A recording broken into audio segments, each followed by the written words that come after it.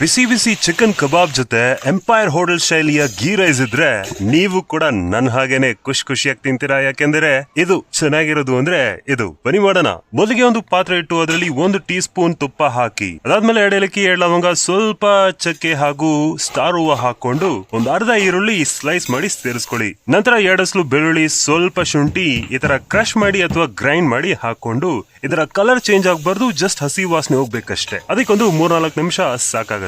ನಂತರ 1.5 ಕಪ್ಗಿಂತ ಸ್ವಲ್ಪ ಜಾಸ್ತಿ ನೀರು ಹಾಗೂ ಉಪ್ಪು ಸೇರಿಸಿ ಕುದಿ ಬಂದ್ಮೇಲೆ ವಾಶ್ ಮಾಡಿ 20 ನಿಮಿಷ ನೆನೆಸಿಟ್ಟ ಜೀರಾ ಸಾಂಬಾರ್ ರೈಸ್ ಹಾಕೊಳ್ಳಿ. ಆಮೇಲೆ 1 ಸ್ಪೂನ್ ಮೊಸರು ಹಾಕೊಂಡು ಚೆನ್ನಾಗಿ ಮಿಕ್ಸ್ ಮಾಡಿ ಮುಚ್ಚಿಟ್ಟು 1-2 ವಿಸಿಲ್ ಹೊಡಿಸ್ಕೋಬೇಕು. ಆ ಪ್ರೆಷರ್ ಹೋಗೋಷ್ಟೊಳಗೆ ನಾನು ಒಂದು ಸಿಂಪಲ್ ಆಗಿ ಒಂದು ಚಿಕನ್ ಕಬಾಬ್ ಕೂಡ ಮಾಡ್ಕೊಂಡೆ. ಇದು ಎಂಪೈರ್ ಹೋಟೆಲ್ ಶೈಲಿಯ ಕಬಾಬ್ ಅಲ್ಲ, ಮಾಮೂಲಿ ಕಬಾಬ್. ಈಗ ಇಲ್ಲಿಗೆ ಬಂದ್ರೆ ರೈಸ್ ಪರ್ಫೆಕ್ಟ್ ಆಗಿ ಬಂದಿದೆ. Check that out. ಈಗ ಅವ್ರು ಸರ್ವ್ ಮಾಡೋ ತರನೇ ಒಂದು ಪ್ಲೇಟ್ ಹಾಕೊಂಡು ಸರ್ವ್ ಮಾಡ್ಕೊಂತಿದೀನಿ. ಇದು ಎಂಪೈರ್ ಹೋಟೆಲ್ ಮಾತ್ರ ಅಲ್ಲ, ಶಿವಾಜಿನಗರ್ ಚೌಕಲ್ಲಿರುವ ಹಲವಾರು ಹೋಟೆಲ್ಗಳಲ್ಲಿ ಗೀ ರೈಸ್ ಇದೇ ತರ ಮಾಡ್ತಾರೆ. ಕೆಲವರು ಇದರಲ್ಲಿ ಯೆಲ್ಲೋ ಕಲರ್ ಹಾಕಿರ್ತಾರೆ, ಆಮೇಲೆ ಕೆಲವರು ಡೆಕೋರೇಷನ್ಗೋಸ್ಕರ ಸ್ವಲ್ಪ ಫ್ರೈಡ್ ಆನಿಯನ್ಸ್ ಮತ್ತು ಕೊತ್ತಂಬರಿ ಸೊಪ್ಪು ಹಾಕಿರ್ತಾರೆ. ಅಷ್ಟೇ, ಬೇರೆ ವ್ಯತ್ಯಾಸ ಏನು ಇಲ್ಲ. ರುಚಿ ಹೀಗೆ ಇರುತ್ತೆ. ನಾನಿಲ್ಲಿ ಜೊತೆಗೆ ಒಂದು ಸಿಂಪಲ್ ದಾಲ್ ಹಾಕೊಂಡಿದೀನಿ. ಬಟ್ ಗೀ ರೈಸ್ ಮತ್ತು ಚಿಕನ್ ಕಬಾಬ್ ಇದ್ರೆ ಸಾಕು ಗುರು. ಅದಕ್ಕೇನೆ ಈ ಕಾಂಬಿನೇಷನ್ ಅಷ್ಟು ಫೇಮಸ್ ಆಗಿರೋದು. ಸೊ ಈ ಗೀ ರೈಸ್ ಖಂಡಿತ ಟ್ರೈ ಮಾಡಿ, ಹೇಗಿತ್ತು ಅಂತ ಕಮೆಂಟ್ ಮಾಡಿ ತಿಳಿಸಿ. Thank you.